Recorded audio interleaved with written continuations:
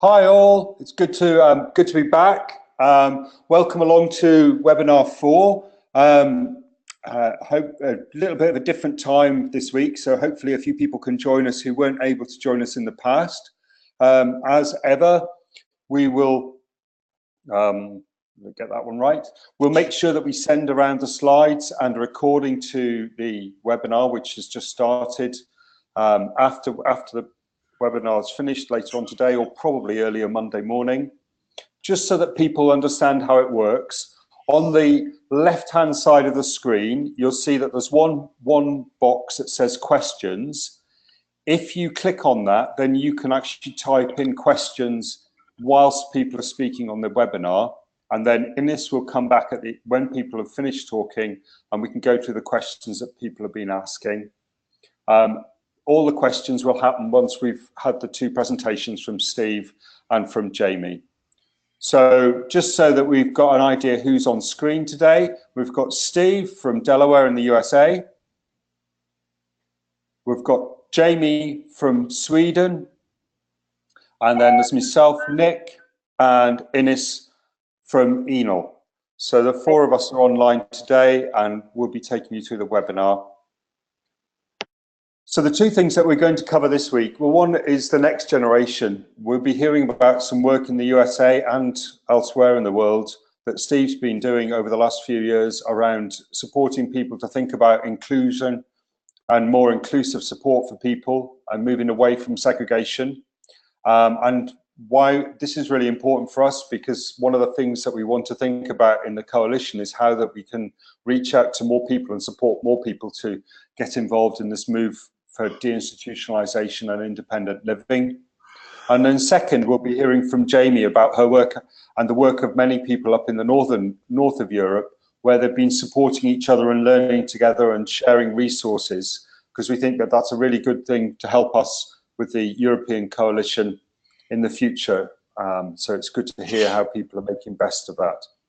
So without further ado, I shall change the presenter to Steve. And when I can find it on the list, where's Steve? There we go. And Steve will be able to take the screen on. Can you see my screen? Yep. So just press play. There we go. Over to you, Steve. Well, thank you, and good day. It's morning here. Let me tell you a little bit about me and what we do. Based out of the University of Delaware, but we do work all across the U.S. and Canada around community inclusion. But first, let me start with why we do this work. And, you know, America is becoming sort of isolationist in this world. So it really goes back to the whole Universal Declaration. And, you know, I use this slide in almost every presentation. That's Eleanor Roosevelt there. And she said this in 1958, and you know it still resonates with me today. You know, human rights happen in your neighborhood, they happen in your home, they happen where you live, where you work, where you worship. And if you don't have rights there, you don't have them anywhere. So I always ask people when I do presentations, and I do a lot of stuff with sort of general audiences who are not expert in disability, and I ask the question, what are the biggest disabilities? And I usually get autism as the first answer, but it's really loneliness and isolation and boredom and purposelessness and people's attitudes. I mean, those are the big disabilities.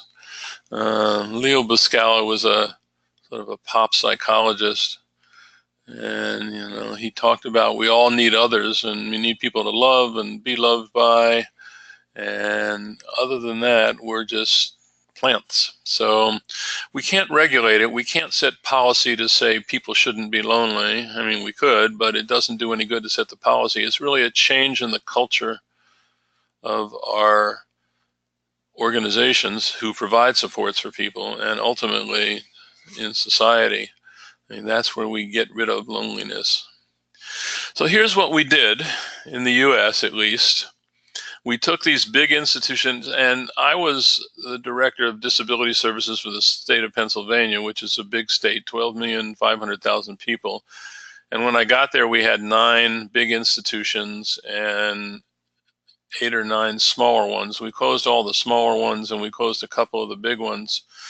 But we took what we did in the institution, and it's why I sort of talk about second order deinstitutionalization, and we moved it to a different postal code. So we created these sort of cookie cutter houses where people would live, and if there was in the city it would be a flat, and if it was outside of the city it would be a house or a townhouse. And we used to do in the institutions 24-hour, 7-day-a-week supports where we controlled people's lives. And in the community, we did 24-hour a day, 7-day-a-week supports where we controlled people's lives. So people were physically in the community, but they really weren't included in the community except for geographically. They didn't have opportunities to do what everybody else in their neighborhood or their town did, their village. Very regimented. I still remember going to visit somebody in a small group home, and the model in Pennsylvania where I worked was no more than 3 people in a group home. And on the group home, on the refrigerator was posted the menu for the week, and the 3 men who lived there weren't allowed to go into the kitchen without supervision, and the staff had an office that was locked, and no one had a key to the front door, and no one could use the telephone. So very institutional, just in a different place, and that's one of the things we have to change. So the program that I direct is a consortium of, I think we're up to 17 national organizations. And we sort of started with the idea of, okay, people want to do inclusive community-based supports and services. And our target audience is people who provide services. We're not training advocates. Other people do that. We're not training clinicians. Other people do that. We're training on people who run organizations, the top leadership of those organizations. And we said, well, what if they want to do the right thing but don't know how? And we looked around what went on in other fields and realized in our field, nobody was training people to work with adults. It's interesting as an artifact of history going back to the administration of President Kennedy in the early 1960s. All the legislation and all the training money in our field is to train teachers, special education teachers, or doctors, nurses, dentists, therapists. Nothing is available to train people who work with adults in community services, yet most people with disability are adults, not children, at least in the US. So we said, okay, we're going to teach people how. That if they accept the premise of why it's the right thing to do, they still have to know how to do it. And we're also facing in the US a leadership crisis. Huge percentage of people are near retirement. I must get invited to 1 retirement party a week from somewhere in the United States. And most leaders who are the CEOs, the executive director, director general, whatever you call it, of NGOs, are within 5 years of retirement eligibility. And that varies based on the stock market because our retirement plans are stock market based. And we also find that organizations don't have leadership succession planning done very well, and it sort of happens by accident. So these are just the organizations that are part of our consortium, and they represent almost every national organization serving people with intellectual and developmental disabilities. That's our target audience in the United States. There are 1 or 2 organizations that are not part of us, and they periodically inquire. And we've run them, we run 2 a year in Delaware, and we ran 1 in Alaska and 1 in Texas, a couple in California a year, 1 in Colorado and North Carolina, Ontario, and I said we're headed off to British Columbia in a couple of weeks to do 1 in a place called Kelowna. So there's great interest in the US and Canada, and here's why we do it. Even though the US did not ratify the CRPD, and I can't imagine a circumstance where our Senate will, universality and individuality and interdependence of all human rights, they're just fundamental freedoms. just like the right to have food and the right to live and the right to have drinking water. And that segregation is a form of discrimination, and so is having your life controlled by others totally a form of discrimination. And I think I said a bit of this before, but just because you live in the community doesn't mean you're included. It doesn't mean you have a valued role. It doesn't mean that you have choices and options. The local supermarket near my home, it's walking distance, so when I work from home, I walk there at lunchtime to pick up dinner. There's one person on every shift who has a disability working. And, they have a valued role. They're doing things that are important in that supermarket, important to our community. And I see them at the bus stop taking the bus home because most of them don't drive. But they have choices and options in their lives because they have money. I mean, they get paid a regular salary. They're not in a segregated employment setting where only people with disability are present except for the staff. So we learned a long time ago that community-based care is not a place. And we've been so focused on real estate. Deinstitutionalization was mostly about real estate. It wasn't about how people live their lives. And how much support people need has also been tied to real estate because we had different levels of programs. But again, it wasn't how people wanted to live or what they needed. It was, you're all from this postal code, we're going to put you together. And then intensity of supports, which goes along with level of care. We now know how you can support anybody where they choose to live. And that doesn't mean choice is unlimited. I would love to have an apartment facing the ocean on the Delaware shore. Unfortunately, things like that cost several $1 million, and university professors usually don't have those. So we have the technology and the assessment tools to help people figure this out. It's not rocket science.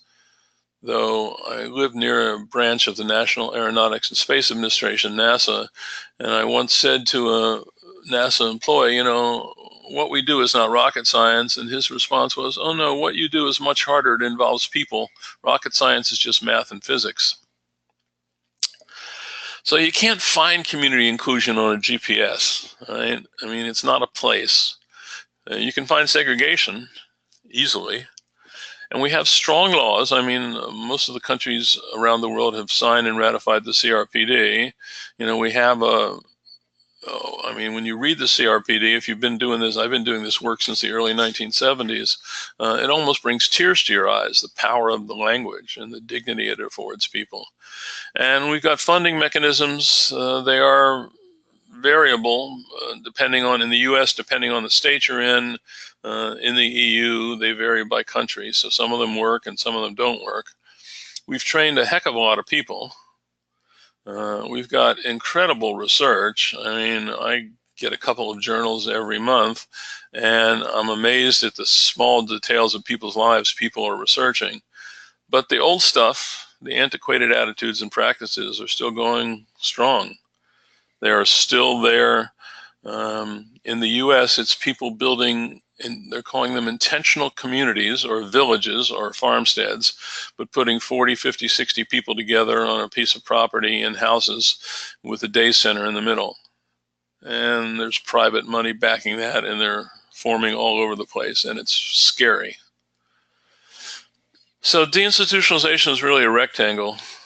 And I'm not a very good person artistically, but the easiest part was helping people to leave the long-stay institutions. Preventing institutionalization in the first place is a little bit harder. Supporting families is a little bit harder. And building community capacity for all is probably the hardest, because our communities weren't designed for people with disability. And we've retrofitted physical design, but we sure haven't retrofitted attitudinal design. So the CRPD was a compromise on institutions, but pretty clear from the research that institutions do not make you safe. Roger Stancliffe in Australia and others have done research. And, once you get more than a half a dozen people living together, bad things can happen. And we know that helping people leave institutions, there are lots of people who don't have experience with what they want. They just know they want out, and you have to help people get experiences, which means people may change their minds. And some people don't have the capacity to clearly articulate everything they want, so people who care about them have to help them figure that out. And I said the UN Convention was a compromise on institutions, so it didn't call for the closure of all institutions. But we know you can't be part of the community while you're in a long-stay institution. And we know that nations, and this is every nation, you can't afford a three-tier system. The institutions, the community supports we developed in the 70s, 80s, and 90s, and then full inclusion in the community. So this is sort of why we need second-order deinstitutionalization. We have to deinstitutionalize ourselves.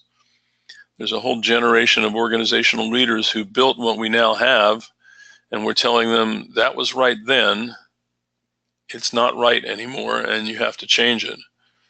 And that's in many ways more challenging than closing institutions. So here are the principles I think we all have to live by, whether we've ratified the CRPD or not, that people choose where they live and whom they live with on an equal basis. And the whom we live with is so important. I know somebody who lives in a 6-person group care facility, hates his roommate, and has hated his roommate for 20 years. And then it causes all sorts of problems. It's just wrong. It's just wrong. And you need to support people in family homes as well as in their own homes. And there's some interesting things going on in the US and Canada helping people get control of their own home where they live. We work with one NGO who went from people living in big group homes to people living, they asked people, how do you want to live? And everybody said, I want my own place, I want my own home. And except for 1 or 2 people out of 70, nobody wanted to live with anybody else. So pretty interesting what people choose when you really give them a choice. So we've got to do all these things. We've got to close institutions. We've got to build community capacity for every single person. You can't say, well, we'll just take the people who don't have a lot of needs. That doesn't work. In fact, we recommend people go the other way around. Start with the people with the most severe needs and help them. And once you help them figure out how to live, you can help other people. We've got to increase NGO capacity as well as governmental capacity. We have a big issue in the states about our system is run at the state government level, and the turnover in senior leadership in state government is enormous. We've also got to support families, because most of the people who are getting supports are getting that, people with intellectual disabilities, learning disabilities, are getting it in the context of their own families. We've got to strengthen our communities. We've got to keep people out, and we've got to have every kid in a local school, not in separate special schools. And we've got to educate our policymakers. So there's nothing magic about these institutions and day programs or segregated schools. I mean, magic is what magicians do. You know, it's not the building that makes your life. You know, meaningful life is based on your relationships, people you like to be with, people you see every day because you choose to see them, people you love and people who love you. It's sort of the casual, non-structured human interaction that makes life worth living.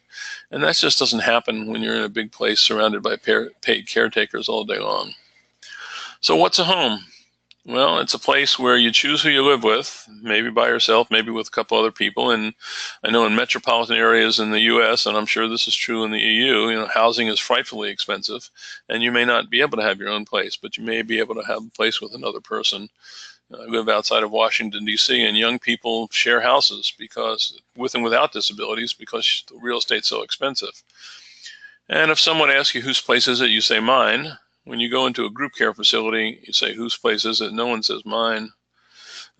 People who live there have keys, and you don't have to ask permission to do sort of the basics of being a part of your community. Nick, how am I doing on time? Okay, I'll keep talking. You're okay, Steve.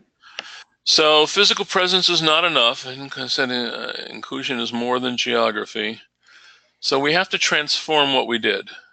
And I said some of the things we were very proud of in the 70s, 80s, 90s, the first decade of the 21st century are programs which must now change.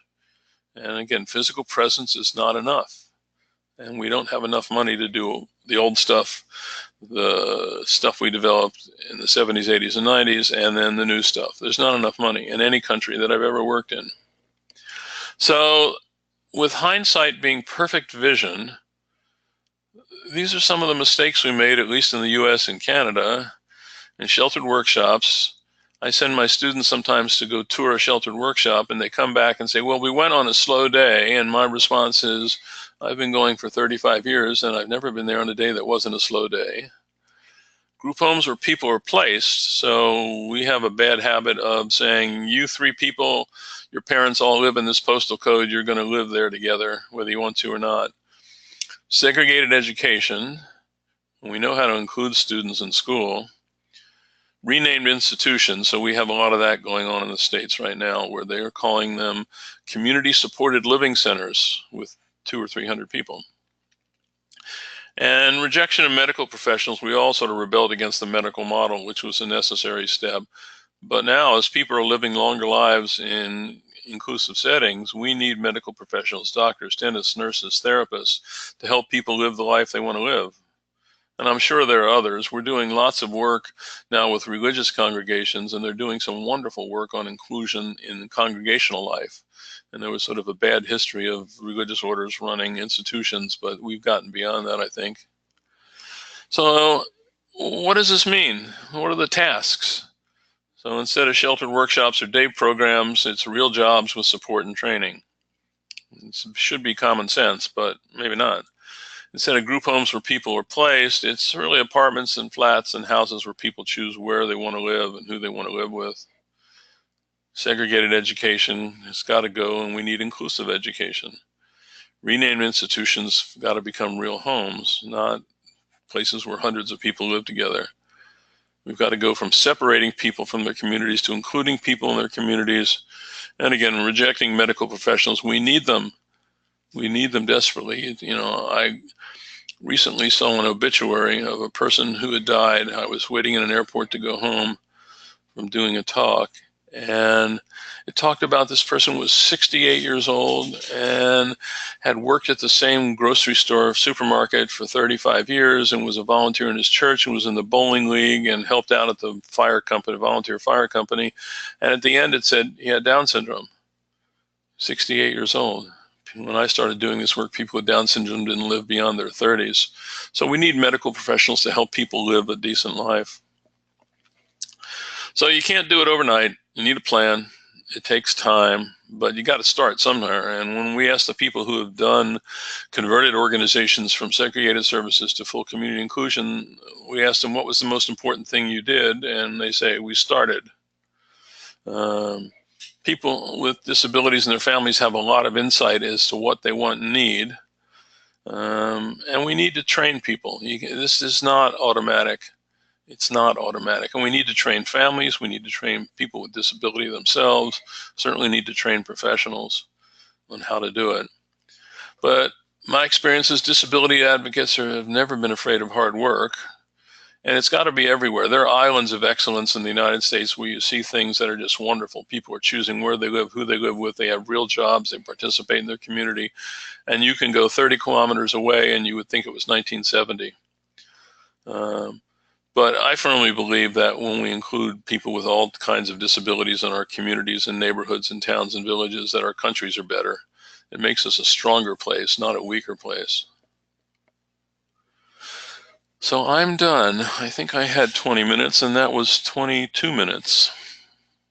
That's brilliant, Steve. Thank you very much. You're welcome.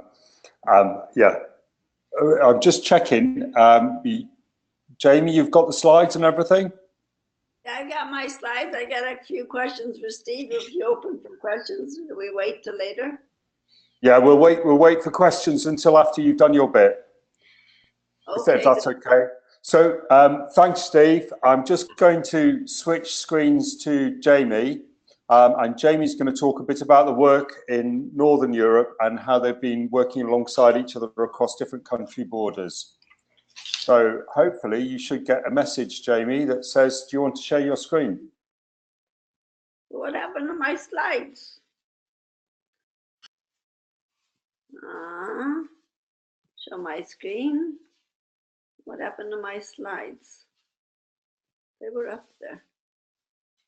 This is stupid. Okay, let me try again.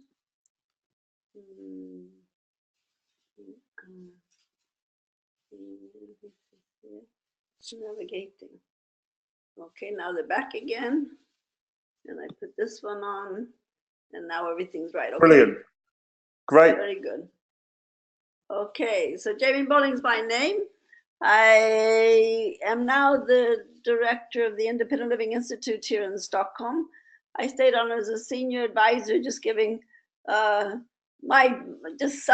support to Ines and those working with ENIL, where I was the director until October last year. If I go on, let's see, so I just go like this. Now, how do I change my own slides? There. Why? And I'm going to talk about networking, but a bit like Steve did. It's what's some of our background? What do we do with the networking? Where are we? We work a lot with people within the independent living movement, where we base our work on our principles of choice, control, participation, and inclusion. Why isn't it changing? I don't know which button I put there. The UNCRPD, I won't talk about that now. Steve just did a bit about that, but that's also one of our guiding tools, and the Convention on the Rights of Disabled People. ENIL. ENIL, I'm not sure, should I take any background information, or do people know about ENIL, Nick?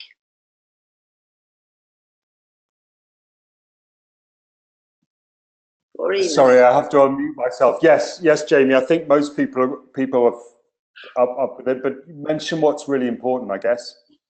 Okay, the reason why I put it is because within the networks I'm working is that we are all members of the ENIL, the European Network, which is a network across Europe for organizations supporting independent living or cross disability. Started in Strasbourg. Two events which are important are the Freedom Drive, the May 5th activity, lobbying at the EU and national level. And here's just a picture of ENIL Freedom Drive a few years back, where you see the Slovenians saying institutions is a worse solution. I would say institution is no solution whatsoever.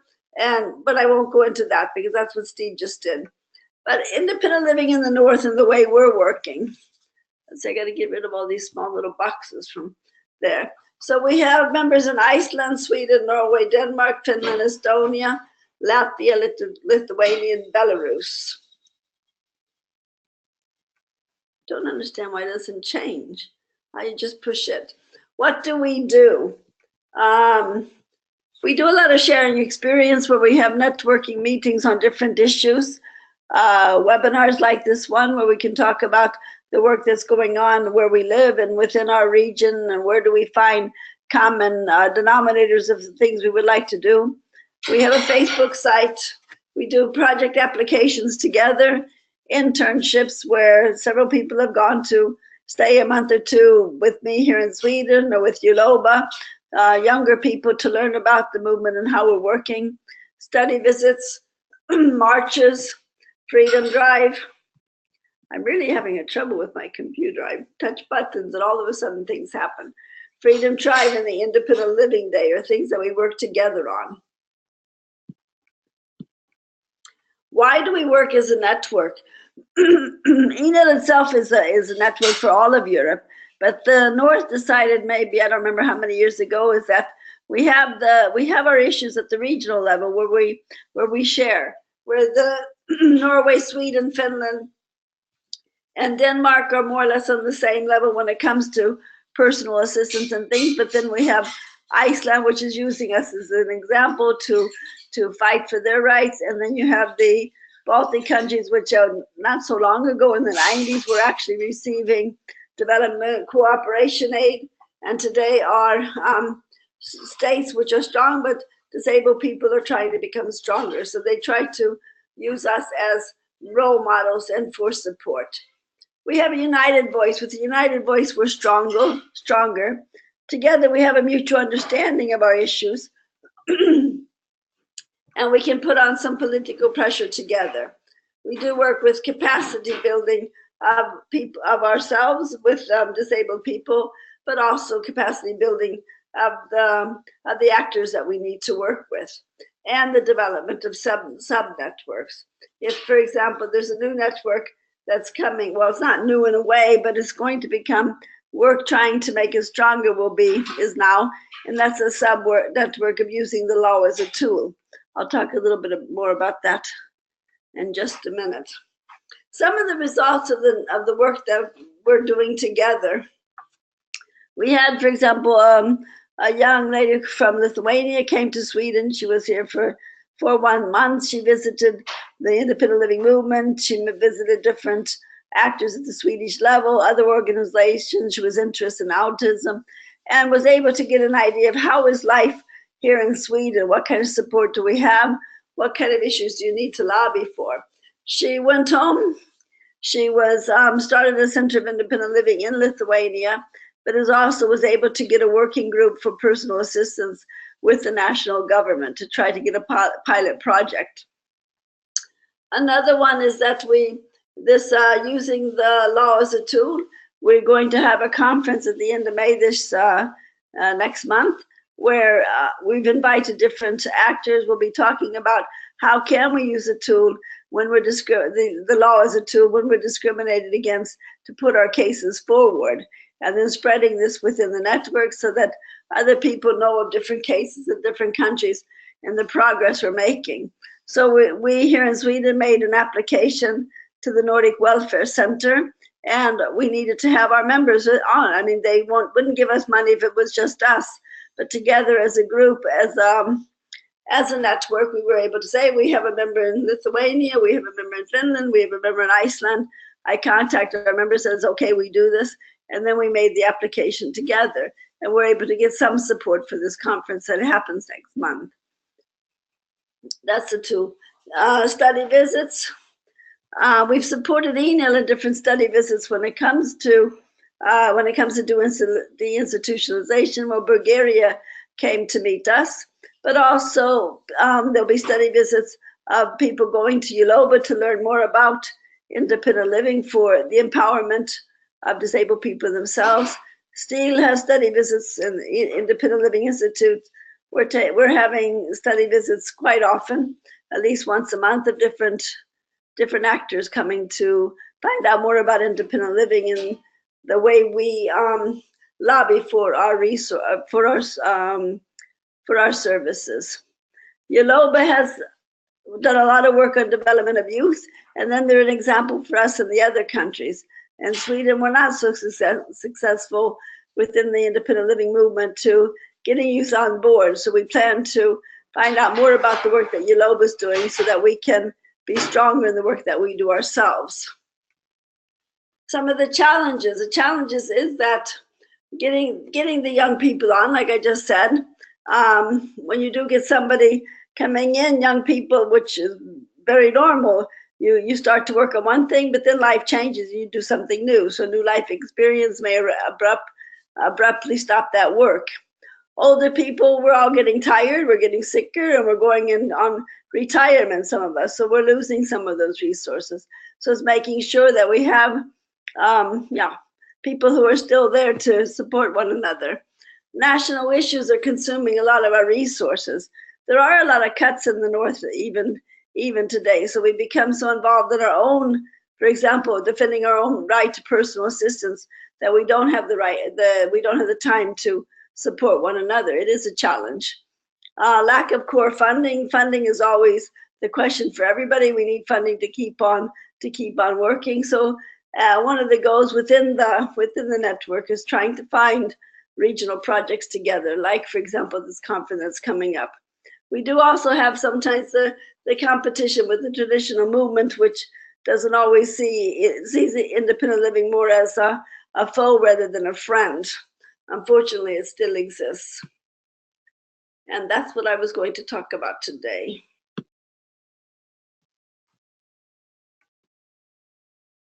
Thanks, Jamie. That's great. I mean, I think we wanted to bring that on after Steve's presentation, where Steve was talking about work in all sorts of different parts of Northern America and more widely, as a way of helping us start to think about how the, I'm just gonna get the screen back to me.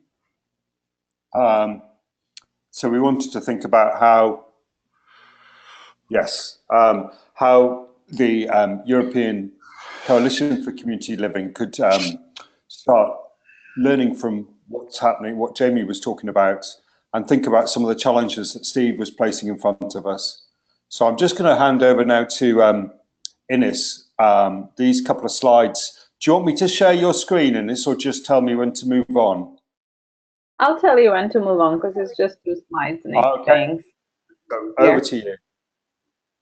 Thank you, Nick, and thanks both to Steve and Jamie. And just before I start, the idea now is I will tell you just a little bit about ENIL and the European Coalition for Community Living, and why basically why we think this work is important, and it links, I think it links nicely to Jamie's and Steve's presentation. Just before I do that though, I would encourage you, if you do have questions for Jamie or Steve or me indeed, to write them into the question box, because after I finish, then we'll read them out. So yes, the European Coalition for Community Living, which is running these webinars, is a project of ENIL, and Jamie's just told you a little bit about ENIL, the European Network on Independent Living. And ECCL was started actually in about 2005, I think. And the idea was to, because that was actually the first time the European Commission has realized that yes, there are actually a lot of disabled people in institutions within the EU, and sort of let's look at that. So the ECCL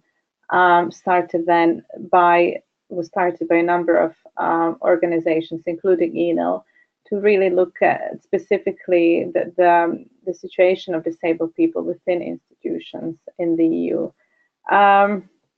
Now it's just it's the initiative of ENIL mainly, and so as Jamie said, we at ENIL, I mean, our main objective is looking at obviously how to make sure that disabled people have access to independent living, to the right to independent living as set out in Article 19 of the CRPD. So we're looking at both making sure that people don't end up in institutions, but also very importantly that those who are in institutions or any type of segregated setting can leave, as soon as possible. One of the challenges for us as a movement is that we do know very well what independent living is and what it takes, for a person to live independently, what kind of supports we need, but we don't always know how to get people out of institutions, especially when you have countries that actually don't have any kind of systems, any sort of systems in place to support independent living, and where the government may not be that interested in moving people out, or where the general population may not be interested in having disabled people living around in their communities, and where you also have sometimes organizations of disabled people themselves who think that not everybody should be living in the community. So for ENIL, it's very important. We do insist on the fact that independent living is for all disabled people, and this includes people with intellectual disabilities, mental health issues, children with disabilities. So really, everyone. Nick, do you want to move to the next slide, please? Yes. So this is what kind of where we're starting from. So the biggest, and this I'm glad Steve talked a lot about this, and this is in the States, they're talking about the second order of deinstitutionalization. We are in Europe in kind of the first order of deinstitutionalization. We are repeating all the mistakes that they've done before. So you have most countries that ENIL is looking at where there are some deinstitutionalization efforts going on. They are mainly replacing large institutions with small institutions, different types of group homes. also care villages that Steve has mentioned. And, you know, it's the rights of disabled people seem to be the last concern. So there you have a huge number of interests, not least those of service providers, but also, you know, we're looking at, there is a huge amount of focus on the real estate that Steve has mentioned, and the building, and, you know, much less so on community inclusion, participation, and really independent living. So to address this, I mean, to kind of to fight against this, we do need knowledge about how to what does it take to move people out of institutions. And, you know, this means all sorts of people with different needs, people with different, you know, wishes, people with different choices, people with different lifestyles. And this is kind of where ECCL comes then, and why we're organizing these webinars. So the idea is really that we should support each other. We should see what knowledge is out there, learn from each other, but also encourage people within disabled people's organizations and other organizations to join us, but also to you know, to become leaders within their own communities and countries to support the process of you know, deinstitutionalization. So that is the idea behind ECCL, and I'll leave it over to Nic to add a little bit to this, some practical. Thanks, Ines. I mean, I guess I was just backing up what Ines was saying, that lots of conversations over last year about the need for people to start to hear about practical work, like the workshops that Steve was talking about, and the discussions that Jamie was having with her colleagues up in the Northern Europe, and some of the presentations that we've had from all over the place of Australia and Slovakia and Slovenia and the Czech Republic, and from Tara in London as well, about things that have worked well and things that haven't worked so well, because often there are lots of guidebooks and toolkits and things that are published, but actually it's what really works on the ground that people need to find out about. So the coalition came back to life earlier in the year. I guess the key things that we're putting across are that this coalition's free and it's open to anybody who's got an interest in deinstitutionalization. I don't think many people who think group homes are a good idea will be part of the forum, because obviously that's not what we're looking at. We really rely on people giving their time. So we've had an amazing group of people, including Jamie and Steve this morning, who've given free time to sharing what they know and supporting the coalition. I think the challenges for us, and we're talking about this all the time, is how can we reach more people, especially, I guess, the people who've got some power to make things happen. That might be other NGOs in your own country, or it might be members of the government.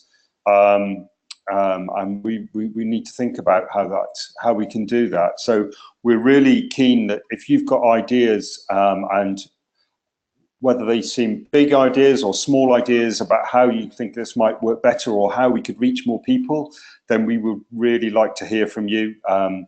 We're talking this in the next few days, I guess, to think about how we've done over the last 4 webinars. People will see that we've got a program of webinars coming up at the end of May, end of June and the end of July.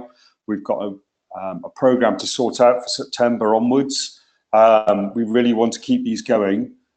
So we'd really appreciate your input and your thoughts and anything that you've got to say about it. So now we've got a chance for people to ask questions. I know that Jamie's got several questions already, but I shall pass over to Ines to do the questions and answers with Steve and Jamie. Thank you, Nic. I will give the word first to Jamie, because we don't have any questions here on the panel. Jamie, do you want to go ahead? And you can obviously just say your questions. You don't have to write them. Okay, good. Let's see. Wait a minute. I start to write them now. Where are they? Let's see. Well, one of the questions was, Steve, I'm usually using, I talk about how Sweden closed larger institutions, and I usually say one of the reasons, I mean, I'm an American who moved to Sweden in '91, fell off a horse, so I really wasn't aware of what was happening at the time, is what I've learned. And one of my assumptions is that it was easy for Sweden to close the larger institutions because they were the ones who actually owned them. Where if you look in France, where institutions are owned by NGOs themselves, and you have a lot of people that are refusing to go along with the work. Then I'm wondering, when you said that some of the institutions are owned statewide in the States, why aren't these closing? It's a political decision to close the institutions. So we have 14 states in the US that have no institutions. So they've managed to do it because they had the advocacy at the state level to make that happen. We've got a few states that are outliers that don't want to close their institutions: Texas, Florida, New Jersey, and Illinois. But it's a political decision to close the institution. It's not, there's great resistance. Most of the ones left in most of the states in the United States are in rural areas, so they're a big employer, they're a big buyer of food and equipment and other things from the local community, and it's usually up to a governor to make that decision, and governors are under intense political pressure from everyone from labor unions to local merchants not to do it. So I wish there were a more elegant answer, but there is not. So it is the economics as well. And as you say, a political decision, because when Sweden decided to close, there was 85% against them. And they were everything from the people who worked there to the people who lived there to authorities, etc. But then they decided to close it anyway. It was a political decision. Yes, and absolutely. Afterwards, it was 15% only that were against. And this is mostly because there are some issues when it comes to people with psychosocial disabilities and the support that they get, which is not found to be enough. One of the things we've learned is people obsess on some of the people who offer extraordinary challenges and are very difficult to support. And my usual response is, okay, that's 1 or 2% of the people. What about the other 98%? Yeah, I agree. The other thing, when you said that, because we have work, we do collaborate with one of the ladies that was responsible for the city of Stockholm, and when she talks about her work of actually closing the institutions, she said the same that you did: start with those which are more difficult, because they need to get out. They need to get out quicker, and they'll be able to show you you can get anybody out. Yep. My other question was, you said that the UNCRPD doesn't support the closure, but the general comment, isn't it stronger now, the arguments at closing? It's stronger, but it's not a mandate. So when countries ratify the CRPD, they didn't agree to close all their institutions, and that hasn't changed. Yeah, there are general comments. Yes, there's progress. Yes, there's pressure, but there's nobody's going to sanction a country who ratified the CRPD but is not closing their institutions. Not going to happen. Mandate, unfortunately, isn't there? Those are the questions that I had. Thank you very much. You're welcome. I could go ahead, have a Nic. question in this. Yeah, I mean, one of the things you said, Steve, and it's a particular area that I tend to work a lot around, supporting children and young people with really complicated lives and support needs. Because one of the things that I always run up against is there's lots of talk about how do we move people out, quite rightly, but there's very little time given to how we stop children and young people ending up in institutions. I know in some of the countries I've got to know in the past 6 months that often children go into institutions when they're 3 years or even less than 3 years old. But it's and you mentioned inclusive schools as being really important. But whether there's work or there's things that you tend to find that help people, that help switch policymakers onto the need to actually prevent people ending up in the situation where institutions become the only offer, because it's very difficult, and it's a problem we run into all the time in England. Is there lots of talk about adults and over 18s, but when it comes to under 18s, they're still using residential schools. And as soon as somebody ends up in a residential school, well, it's an institution, and it's very difficult once people are on that pathway to move them on and back. Yeah, and we have some residential schools too, and they're private, which adds another, even though they're paid for by government, they're private, which means they have an ethic and efforts to survive. But once our right to education law passed in 1974, the number of children in institutions went down precipitously, and it's a very small number now. Most states in the United States provide in-home support services. They have a funding program that's a federal funding program run by the states that allows you to do in a family's home almost anything you can do in a group home. So if a person needs support because they have challenging behavior or because they have intensive healthcare needs, you can provide that where they live, as opposed to in a residential school. And again, there are outliers. There are outliers. There's some places where the school district just gives up on a child and places them in a residential school and would rather pay for it and pay more than it would cost to solve it at home than solve it at home. So it's not gone, but I think the right to education and the ability to go to school most of the day, every day, really lessened the need here, lessened the demand. Yeah, I mean, we have the big focus in England and certainly in Scotland as well is special schools, which aren't, and so inclusion is not being pushed, and a lot of residential schools all run privately now. And costing huge amounts of money. Yes, we do. Money per person. Yeah, and our pitch to policymakers is, instead of sending somebody to a residential school, invest that money in your community, and you'll not only help that child, you'll help other children. Yeah. Thanks, Steve. That's cool. Over to you, Ines. Thank you both. We have Cesar from Spain. He raised his hand.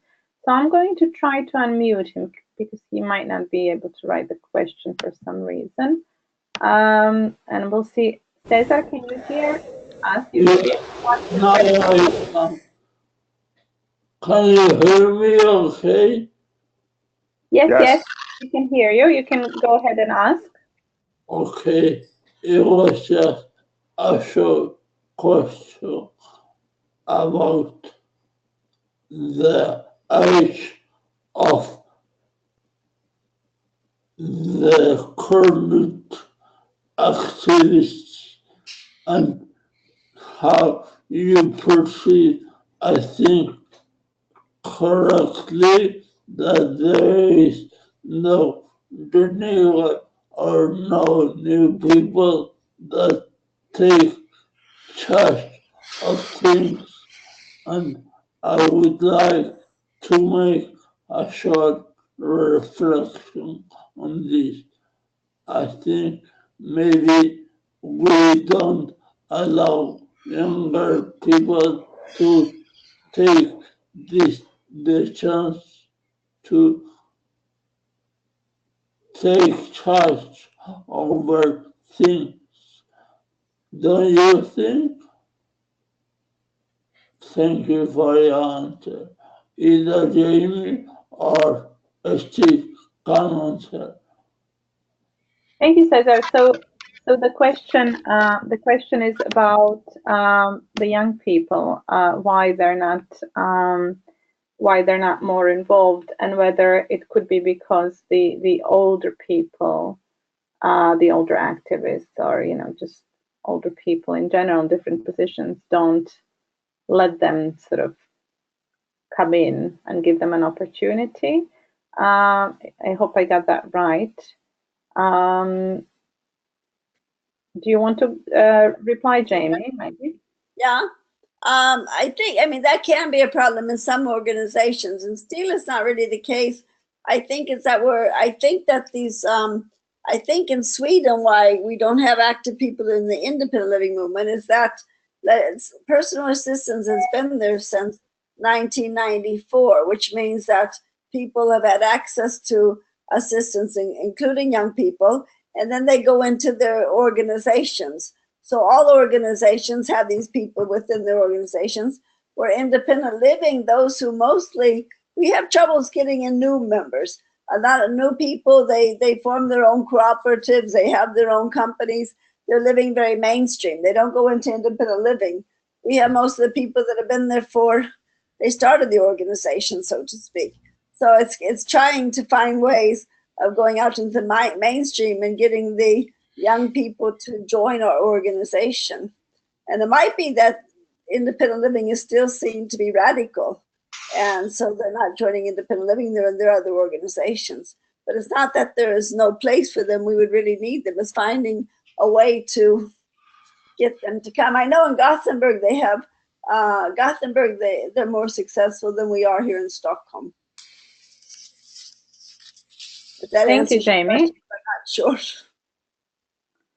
Thank you. Well, I think, yeah, it's hard to say. I mean, it depends. I think here in the UK, because the independent living is under threat, you do see more young people getting involved. That could be also, you know, why it could be that if people are comfortable, they don't tend to be active, whereas if their own rights are threatened, then they do tend to get involved. That would be my also my interpretation in a way. But can I ask a question also, Steve? We actually didn't get any more questions, but I really wanted to ask about, because you talked about training, and I think one frustration here in Europe is that there is a huge amount of training going on, and we have seen from the EU funds, from structural funds, you know, millions have been spent on training everybody, I don't know, disabled people, people running the institutions, the staff of the institutions. Then you have all sorts of projects, again, funded by the EU mainly. I've just come across one recently where they were training some sort of BI managers, which is, you know, which are the people working in institutions, and it produces, all of this training produces zero results. So, you know, what would your advice be? I don't know. There's obviously something is not right. Is it the people who are running the training, or you know, I think that it's all, they're not really talking about community inclusion. It's more about, you know, how do you move people out into different types of homes? And yes. Yeah, I mean, we've been following people now for 10 years and seeing what happens as a result of training, and so much training is low quality. And we made a decision a long time ago, except for me and the co-director of the program, none of us are university faculty. We only get people who have actually done the work and have converted services or provided inclusive services to do the training. But just training about what to do is not enough. I mean, we know what to do. It's really, how do you do it? How do you change an organization? How do you change the culture? How do you deal with a board of directors? How do you deal with recalcitrant staff? How do you change policy, in our case at the state level? All those things are necessary to learn how to do. And, you know, our training is very expensive, so we're preaching to the converted also. And people who come are people who are predisposed to do the work. So there's not any one answer, but yeah, there is a lot of training. So much of it's about compliance and rules and regulations, and we don't train about any of that stuff. Well, I could share a bit of from experience in England, is that it's very similar. Huge amounts of money has been spent since 2001, when the Learning Disability Policy Value in People came out, on person-centered planning and all sorts of things similar to that. And yet there's the amount of change that generated was very small. And then similarly in 2007, there was a huge amount of money put into adult social care to change how that was delivered. And again, the amount of change that it made happen was very small. We've changed, I do quite a bit of training, or used to, and we changed a lot of what we used to train people to do. We stopped training people in process. We stopped training people in systems. We stopped training people in like an ABC. Once you've done this, then you do that.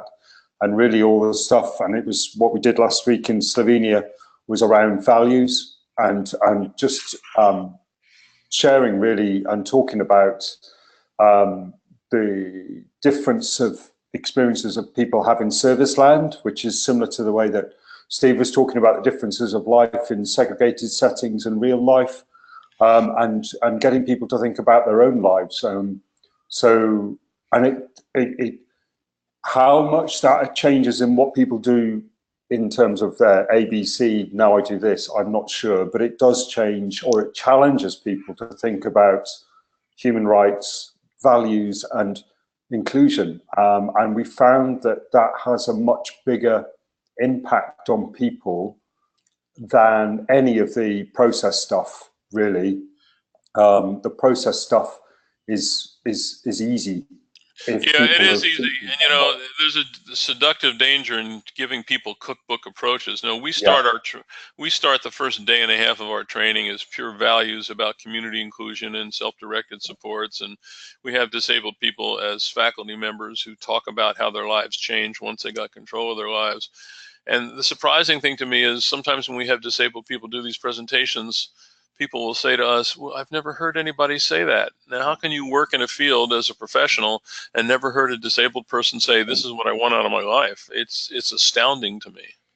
Yeah, totally. I think I'm just sharing experiences, but I completely agree. I think human stories and people confronting people, well, not confronting, but sharing them in training and workshops makes more difference than anything around cookbooks or that kind of instructional thing of now you do this, now you do that. Anyway, sorry, there you go. I butted in a bit, but it's a very big challenge in England, and I'm watching it when I'm meeting different people in Europe as well. That training won't make any difference if some things aren't actually tackled. Over to you, Ines.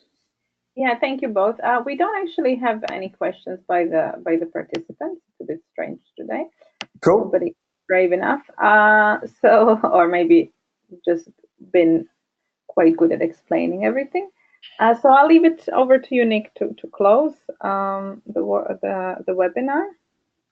Okay, well, first off, just a really, really big thanks to you, Steve, for getting up so early in the morning in America and sharing your work. I've put your email up here, and I've also put up yours, Jamie. Thank you, Jamie, for your time. I know you're heading off soon, so this will give you a bit of time to get to the plane and get home for the weekend. People are very welcome to email anybody who's been taking part. If you bear in mind that one or two people are very busy and they might take a bit of a time to get back to you, but I'm sure that we'll all be in touch. We will send around the slides from today. I'll make them into one big presentation and send them around so that you can listen to the recording and follow through on the slides. We actually have quite a large number of people starting to do that now. So, and I've heard from people this morning who couldn't make it and they're going to go back to the recording and the slides. So that seems to be working really well. We would ask if when we send out the email, I've just remembered something I haven't done, but I'll come back to that in a second. That you can share this information as widely as you like. We will be including in the email when we send it out a little bit about data protection, as everybody across Europe is now having to be very clear about sharing and storing email addresses. So we will ask you in the email if it's okay for us to continue to hold your email address and you're happy for us to email you and share information with you. We'll put that, though, very clearly in the email that we send out with all the information from this webinar. So a big thank you. And just a quick one for the next one. We're rearranging the time for the next webinar. It's going to be on Friday, the 1st of June, and it's called Getting Practical. And we're going to be hearing from Finland about their approach to supporting people to have control and make choices about how they live their lives. And following on from an earlier webinar where people wanted to talk about housing, we've got one of the people that was instrumental in Scotland in starting to sort out housing for people who are moving out of institution. Julia Fitzpatrick is also going to be talking. So those two are on the 1st of June. We'll send out a link later today or on Monday in the newsletter, and we'll keep sharing it. If you'd like to join in, then just click on the link, just like you did for this, and register. And I hope that you found today interesting and that you'll come back on the 1st of June. So that is all we've got. We've got 20 people. This is a bit that you've already seen. We really appreciate if you could share information more widely. And also, if you've got any ideas, like we asked about earlier about getting involved, then it would be great to hear from you. Thank you very much. That's a slide that I hadn't edited, and I've just seen that I haven't edited. So ignore the picture of Kate from the last webinar in Australia. I'm slightly embarrassed about that one, but anyway, just wishing everybody well. When I click close now, it's quite sudden. It closes the whole webinar down. So thank you, Steve. Thank you, Jamie. Thanks everybody for taking part. Bye-bye, everyone. And Bye-bye. we will be in touch. Take care all. Take care.